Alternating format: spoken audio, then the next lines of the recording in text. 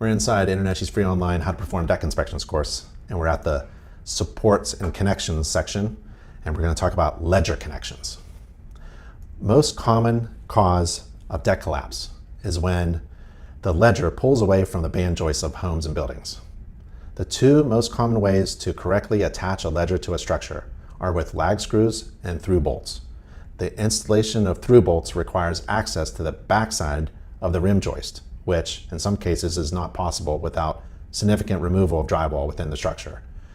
Most building codes state that where positive connections are to the primary building structure cannot be verified during an inspection, decks should be self-supporting, which is like freestanding. So it's really important to see that strong attachment from the deck to the structure.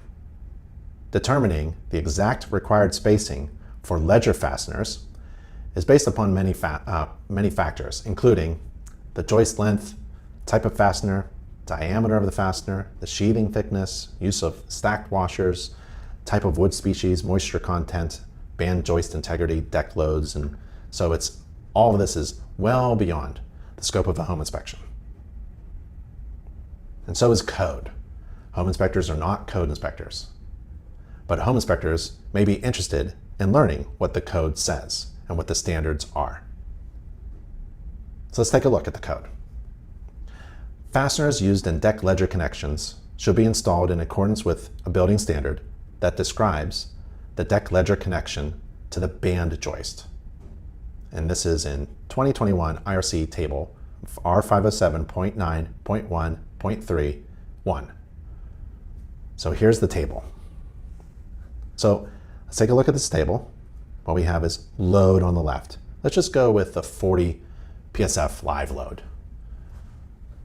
And the joist spans, some common joist spans in feet. And here's the 1/2 inch diameter lag screw as the fastener with 1/2 inch maximum sheathing. There's the 1/2 inch diameter bolt with 1/2 inch maximum sheathing. And there's the bolt with 1 inch maximum sheathing. So we're going to take a look at online spacing of fasteners, okay? So for example, let's assume the deck is built with a 40 PSF live load design. The joists are spanning 10 feet and 1/2 inch diameter lag screws are used.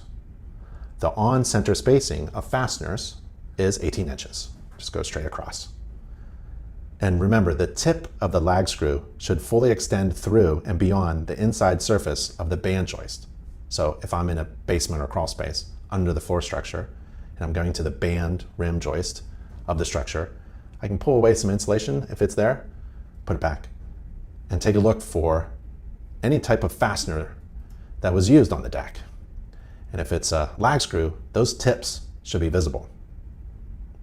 The on-center spacing of ledger fasteners that's required is primarily determined by the span of the joists.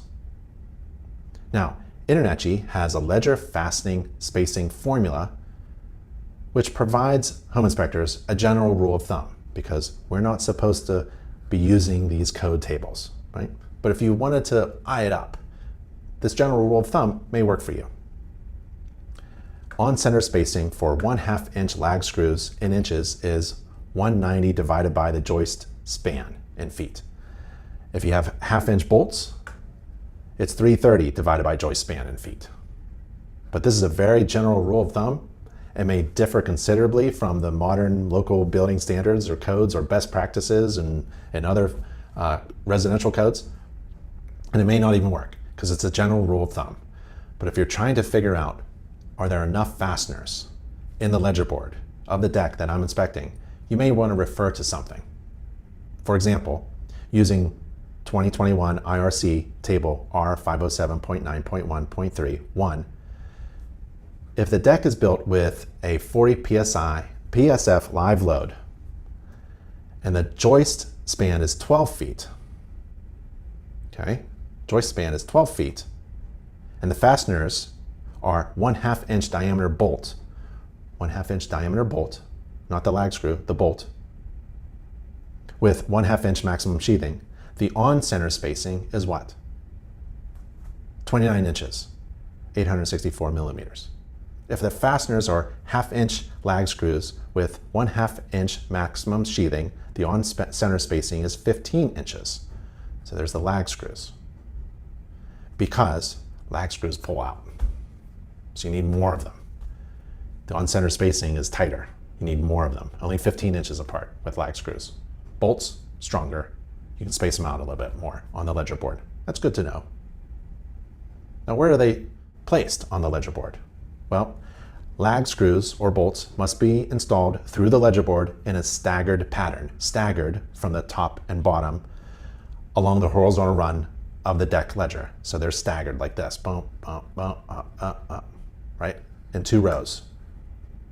The fasteners at the deck ledger board should be staggered in 2 rows, spaced 1.5 and 1 5/8 inches apart from each other to 5 inches apart from each other, no more than 5 inches.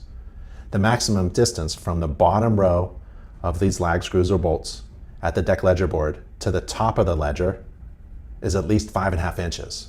So the bottom row, it's got to be, can't be like 2 rows right next to each other.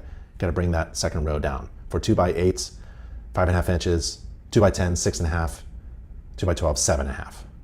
The placement of the lag screws or bolts at the deck ledger board should be 2 inches from the top edge, 2 inches from the top edge, 3/4 inches from the bottom edge, 3/4 inches from the bottom edge, like this, and 2 to 5 inches from the ends. So a minimum of 2 inches from the end. You don't want a connection right at the very edge, but you don't want it to be too far away either. 2 to 5 inches. Through bolts should be a minimum of 1/2 inch in diameter and have washers at the bolt head and nut. Lag screws should also be a minimum of 1/2 inch in diameter and have washers. Expansion and adhesive anchors should also have washers. Deck ledger boards should be made of at least 2x8 pressure treated wood as a general rule. Band joists supporting a ledger must be a minimum 2-inch nominal, 51 millimeters, solid sawn, spruce, pine, fir, or better lumber, or a minimum of 1 inch nominal engineered rim boards. And this is in the 2021 IRC R502.1.7. The tip of the lag screw, again, should be fully extended beyond the inside face of the band joist. And there are 3 ways to attach a joist to a ledger. The first is by resting the joist on a ledger strip. And this illustration shows a joist resting on a 2x2 ledger strip. And that's in the code. The second is by notching over a ledger strip. And there's regulations, provisions about the notches, remember. Third is by hanging them by floor joists. That illustration shows a floor joist. And this one shows a defect where the joist is cut too short or is simply pulling away from this 2x2 ledger. And this illustration shows a joist that is not fully rested in the joist hanger. That's a defect. This image here shows a ledger board and band joist sandwiching the structural sheathing right there. There's the rim joist of the house, stud walls, and there's a ledger board of the deck. You can have open space here in between. The IRC, table R507.9.1.31 for ledger connections allows up to 1 inch of open space between the house, band, and the ledger. There can be an open space right here. This provides for wall sheathing and or drainage and ventilation. It's not intended for cladding. Code specifies a clearance below all of these products or references the manufacturer's installation recommendations. However, none of the clearances references decks specifically. So throughout the IRC and manufacturer's recommendations, minimum clearances are required between the exterior wall covering, the cladding, and the ground, the exposed earth, paved surfaces, and finished ground level or grade, but doesn't say much about decks. So the clearance between the exterior siding and the deck surface, not much there. All through bolts should have washers and the bolt head and nut. Now, this illustration shows a hold down tension device. Code requires lateral connections or hold down tension devices at no fewer than 2 locations per deck. Codes in some areas forbid attaching a ledger board to an open web floor truss. So careful.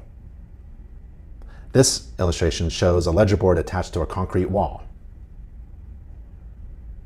This ledger board is attached to hollow masonry.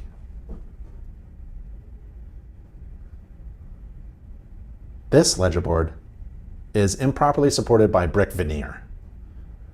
Ledger boards should not be supported by a manufactured stone or brick veneer. Ledgers are not permitted to be supported on stone or masonry veneer.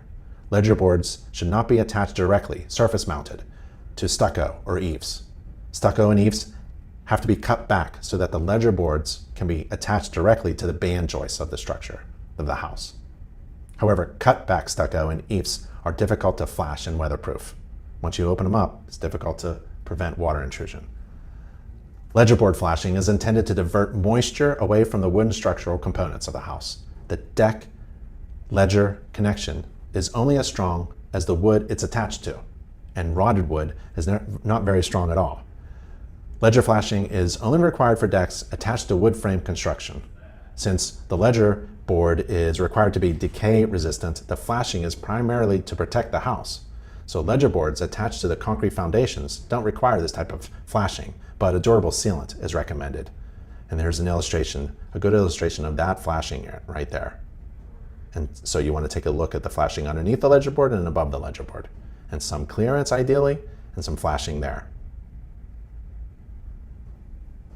And here's a video of an inspector explaining what he observes during an inspection at the deck ledger board.